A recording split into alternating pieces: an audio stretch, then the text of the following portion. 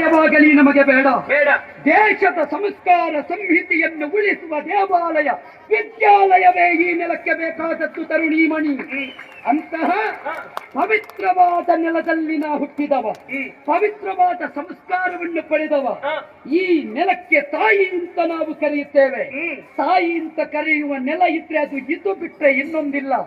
ಆದ್ದರಿಂದ ಮಾತೃ ಗರ್ಭ ನಮಗೆ ದೇಶ ಪ್ರೇಮವನ್ನು ಕಲಿಸಿದೆ ಬಿಟ್ರೆ ದೇಶದ್ರೋಹವನ್ನು ಕಲಿಸಲಿಲ್ಲ.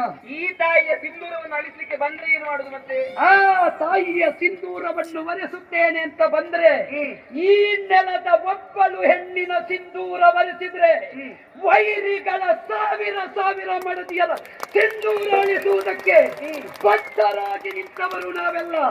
ಆದ್ದರಿಂದ ಒಬ್ಬ ಸುಹಾಸ ಬೀರುವವ ಹೋಗಿರಬಹುದು, ಆದರೆ ಪ್ರತಿಯೊಬ್ಬರ ಅಂತರಂಗದಲ್ಲಿ ಒಂದಾಸ ಬೀರಿಸುವ ಸಾವಿರ ಸುಹಾಸರು ಮತ್ತೆ ಹುಟ್ಟಿ ಬರುವ ನೆಲವಿದು ಕನ್ನೆ. ಅಂತಹ ಪವಿತ್ರವಾದಂತಹ ನೆಲದಲ್ಲಿ ಜನ್ಮವೆತ್ತು ಬಂದವರು ನಾವು.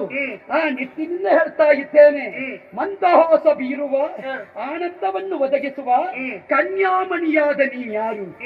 ಇಲ್ಲಿ ಏನು ನಿನಗೆ ಕಾಯಕ? ಅಪ್ಪ ಅಮ್ಮ ಊರು ಉದ್ದೇಶ ವಿಸ್ತರಿಸುವೆಯಾ?